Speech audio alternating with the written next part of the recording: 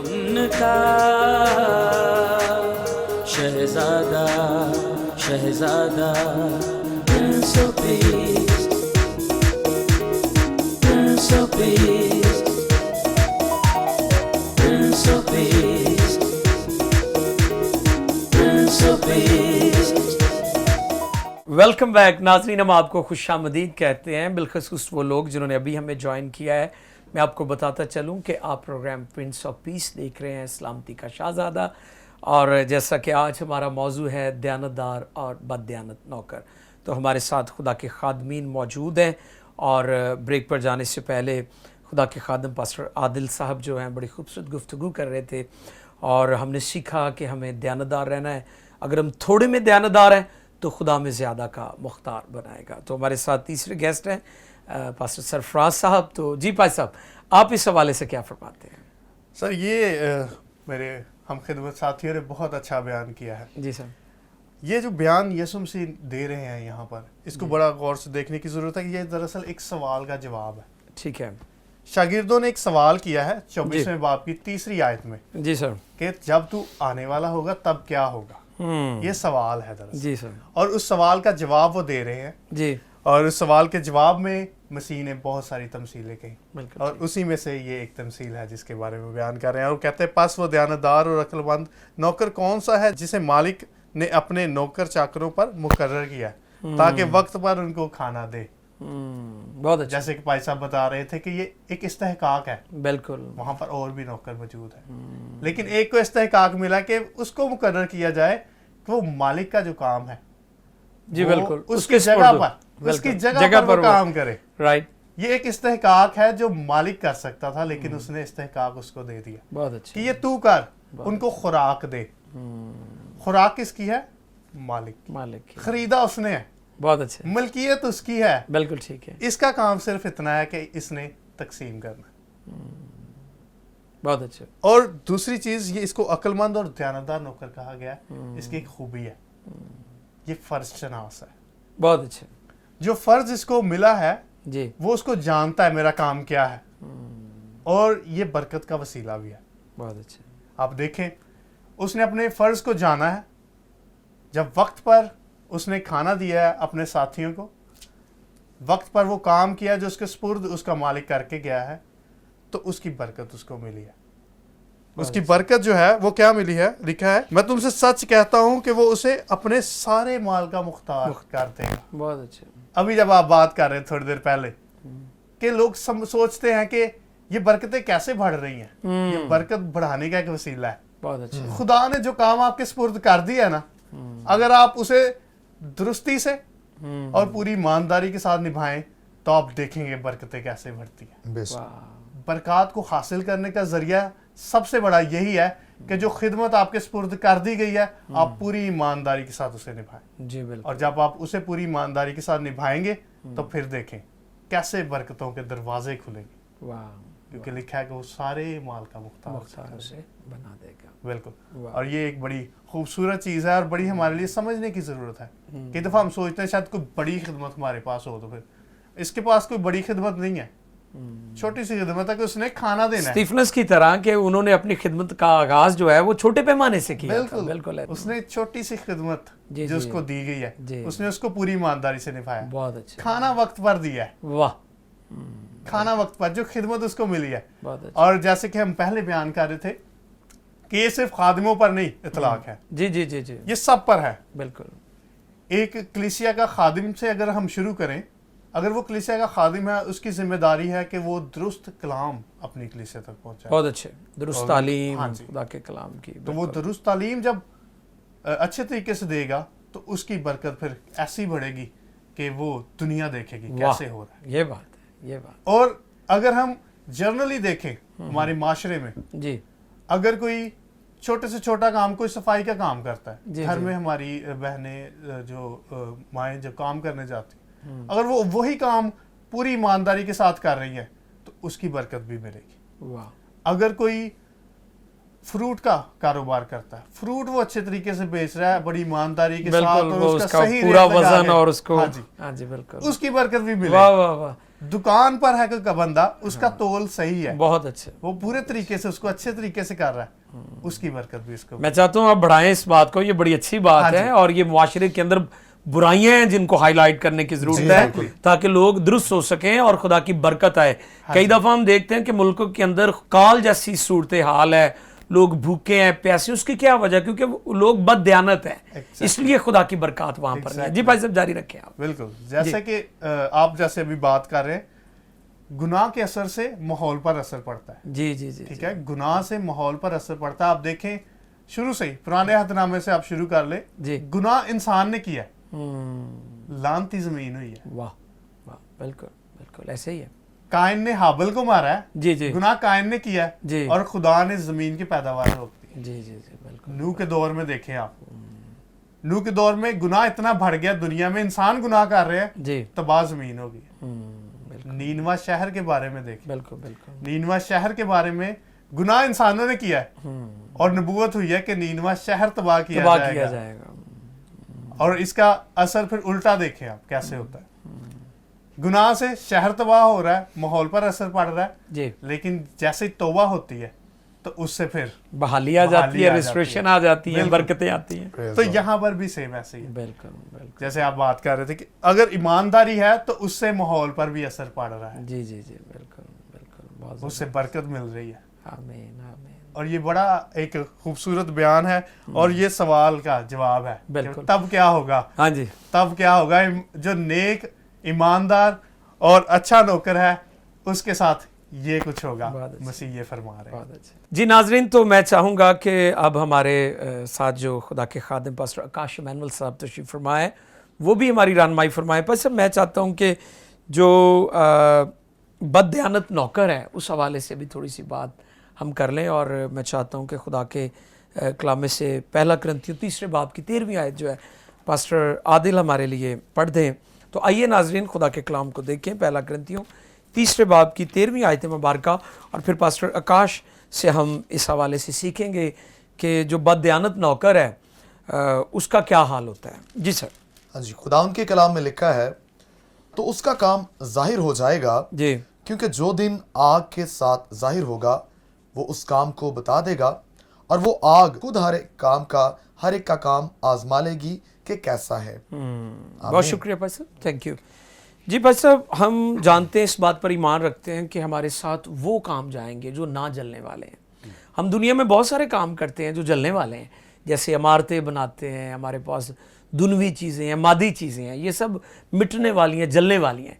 लेकिन कुछ ऐसे काम हैं जो हम करते हैं जो ना जलने वाले हैं। हमारी इबादत है, हमारी जनरॉसिटी है, नेकी है, वफादारी है, दयानतदारी है, बहुत सारी ऐसी चीज़ें हैं जो ना जलने वाली हैं। तो मैं चाहता हूँ कि आप हमारी रहनुमाई फरमाएं इस हवाले से भी, और जो बददयानत नौकर है उसके हवाले से भी थोड़ी सी नाजरीन की रहनुमाई फरमा दीजिए। जी भाई साहब। सर, मैं गौर कर रहा था इस बात पे कि जितनी बड़ी बरकत, जितनी बड़ी सरफराजी और जितना बड़ा इस्तेहकाक मिलता है, उतनी बड़ी जिम्मेदारी भी मिलती है। जी बिल्कुल। खुदावंद यीशु मसीह जब इस दुनिया से गए तो गो रूहानी तौर पर वो मौजूद है, लेकिन जिस्मानी तौर पर उन्होंने हमें मुकर्रर किया। उन्होंने फरमाया कि जब तक मैं इस दुनिया में हूँ, मैं दुनिया का नूर हूँ। और उसके बाद उन्होंने ये भी फरमाया कि तुम दुनिया के नूर हो, तुम्हारे नेक कामों को देखकर लोग तुम्हारे आसमानी बाप की तारीफ करें। सो खुदावंद यीशु मसीह ने हमें अपनी जगह पे मुकर्रर किया ताकि हम उसकी कलीसिया को फीड करें।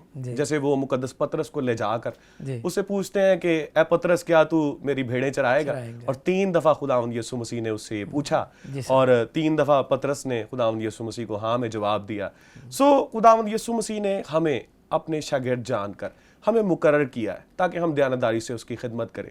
लेकिन जो बददयानत नौकर है जी, वो ईमान में कमजोर है या ईमान नहीं रखता। ईमान का ताल्लुक जो है वो सब्र करने से है। वाह, उसके अंदर सब्र मौजूद नहीं है, जी, उसके अंदर ईमान मौजूद नहीं है, उसके अंदर दयानतदारी नहीं है। वो समझता है कि खुदावंद यीशु मसीह ने जाने कब आना है, उसके बारे में कोई नहीं जानता कि वो कब आएगा। और वो बेवकूफ कंवारियों की मानंद पास। बिल्कुल हाँ बिल्कुल जी, वो कहती है कि दूल्हा के आने में अभी देर है। हाँ जी जी बिल्कुल। और वो अपनी जिस्मानी ख्वाहिशात में मुब्तला हो जाता है। इसके लिए खुदावंद यीशु मसीह ने इंतबाह भी दिया था कि तुम खुमार में और दुनिया की ख्वाहिशात में जो है मसरूफ मत हो जाना।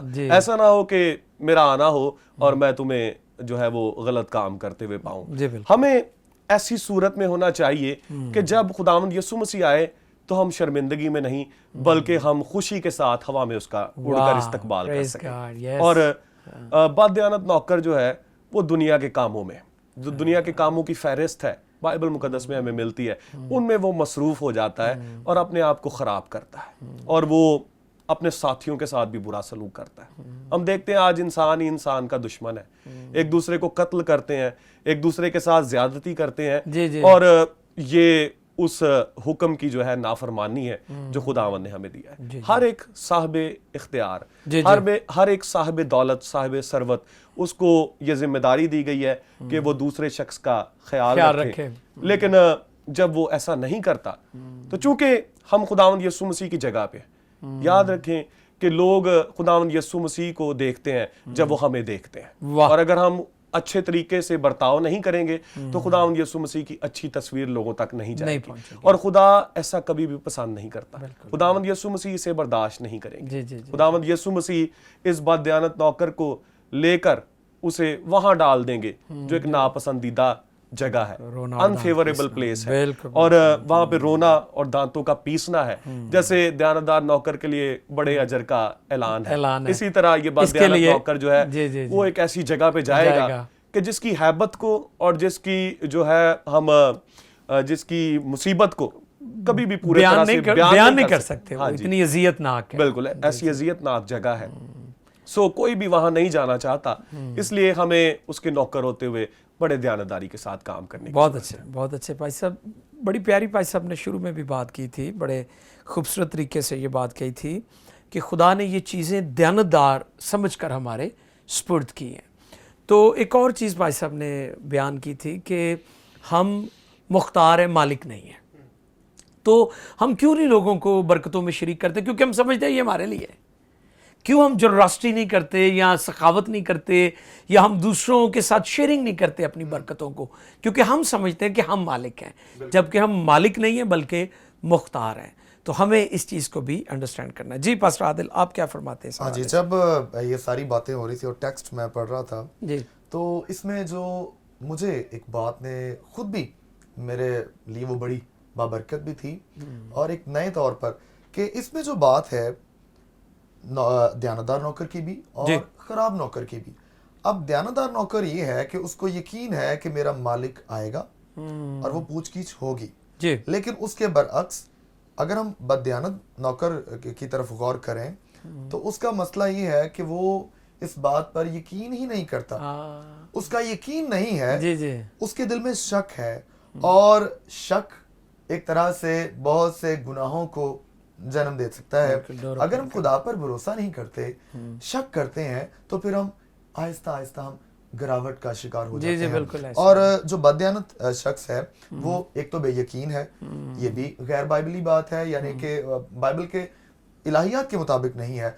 खुदा चाहता है, खुदा तकाजा करता है कि उसके लोग, उसके मानने वाले लोग उस पर भरोसा करें, उस पर ईमान रखें और हमेशा वो काम करें जो खुदा चाहता है, जो खुदा ने उनको जिम्मेदारी बख्शी है। पादी सरफराज साहब ने बहुत अच्छे तौर पर इसको एक्सप्लेन किया कि क्या जिम्मेदारी, और उसी के तहत उसने उस जिम्मेदारी को महसूस करते हुए वो खाना देने की जिम्मेदारी है, उसने खाना दिया। अब वो बजाय कि वो खुदा की जिम्मेदारी को कबूल करके, क्योंकि खुदा ने उसे अपने काम में शरीक किया है, वो उसको एजाज समझकर वो काम करे, वो अपने जज्बात का, अपनी ख्वाहिशात का गुलाम बन जाता है। और हम में से भी आज बहुत सारे ऐसे करते हैं, खुदा की बख्शी हुई खिदमत या काम को वसाइल को करने के वो अपनी ख्वाहिशात के नीचे दब जाते हैं। जी। और जिस तरह से ये मुख्तारी की बात है कि हम यही समझ बैठते हैं कि हर चीज के मालिक है हम, तो हमने जो करना है ये हमारी अपनी मर्जी, हम जिस तरह मर्जी, कोई और शामिल नहीं हो सकता। तो बददियानत नौकर का फिर सजा की बात है, उसकी सजा भी बड़ी है कि अगर वो बददियानती करता है, वो उसकी बददियानती जो है उसका लिए वबाले जान बन जाती है, यानी हमेशा रोना है, दांत जी, पीसना जी, है, अब्दी सजा का, यानी वक्ती तौर पर तो उससे बहुत अच्छा लग रहा था कि मेरे पास वसाइल हैं, सहूलतें हैं, लेकिन उसका जो अंजाम है वो बहुत अंजाम बहुत खौफनाक बुरा है। होगा। जी, जी, मैं एक इक्तबास आपके सामने पढ़ना चाहूंगा। जी, जी, जरूर। आदशीन बाइबल मुकद्दस में तशरीह करते हुए ये लिखा है कि हर वो शख्स जो मसीही होने का दावा करता है लेकिन खुदा के उसूलों को मुसलसल नज़रअंदाज करता है और इसी बात का यकीन करते हुए कि मसीह चंद सालों की ताखीर से आएगा, गुनाह में ज़िंदगी गुजारता है, उसका मुआजना बुरे नौकर के साथ किया जाता है।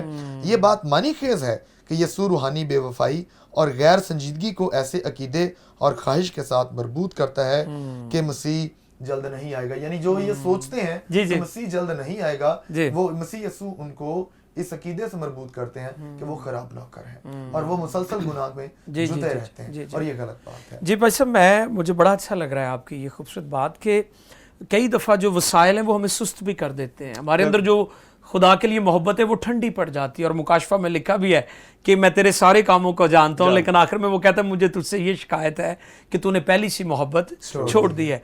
तो इससे मुराद ये है कि इन दोनों को खुदा ने चुना है।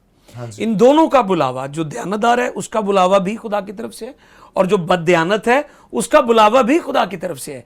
लेकिन हुआ ये है कि एक दयानतदार रहा है और दूसरा बददयानत हो गया है। तो कई दफ़ा हम देखते हैं कि जब कुछ लोग ऐसे हैं हमारे भाई, आप उन्हें बिजनेसमैन कह लें, इवन की खिदमत में भी, कि जब उनके पास वसाइल नहीं थे तो खिदमत बड़ी ज़बरदस्त थी, और फिर जब वसाइल आ गए, पैसा आ गया, तो खिदमत चली गई। तो ऐसे बेशुमार लोग हैं कि खुदा उनको चुनता है, खुदा उन्हें बरकत देता है, खुदा उनकी हदूद को बढ़ाता है, लेकिन जैसे ही प्रॉस्पेरिटी आती है, ख्वाहिशों की वजह से और वसाइल की वजह से उनकी जो मोहब्बत है खुदा के लिए वो ठंडी पड़ जाती है। तो जी बिल्कुल भाई साहब, बहुत शुक्रिया, खूबसूरत बातें आपने की हैं। और मैं चाहता हूं कि पास्टर सरफराज साहब भी हमारी मजीद रहनुमाई फरमाएं इस हवाले से। जी भाई साहब, आप क्या कहेंगे? जैसे हम पहले बात कर रहे थे कि मसीह के शागिर्दों का ये सवाल है और सवाल का ये जवाब है। जी जी बिल्कुल, ऊपर जो है वो बयान किया गया कि एक अच्छा जो है वो नौकर क्या करता है, और नीचे इसके बाद बयान है कि अगर कोई नौकर जो है वो ख़राब है तो वो कैसा काम करता है। जी। बिली ग्राहम साहब से किसी ने एक दफ़ा पूछा कि अगर आज ही मसीह आ जाए तो आप क्या करेंगे? जी। उन्होंने बड़ा खूबसूरत जवाब दिया। उन्होंने कहा जो मैं कर रहा हूँ मैं वही करूँगा। यानी मुझे कोई एक्स्ट्रा करने की कोई जरूरत नहीं, मुझे पता मेरा बुलावा क्या है। हाँ मैं जी, अपनी रोया के मैं मुताबिक अपनी फर्ज जो मुझे मिला है मैं उस पर काम कर रहा हूँ।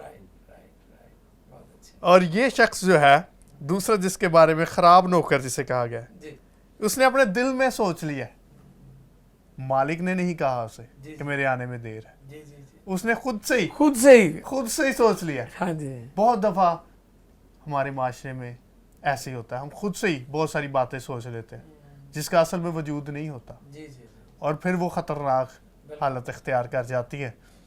और यहाँ पर जैसे लिखा है आगे कि ऐसे दिन को वो उसकी राह ना देखता हो और ऐसी घड़ी को जब वो ना जानता हो वो आ मौजूद होगा और खूब कोड़े लगाकर उसको रियाकारों में शामिल कर देगा।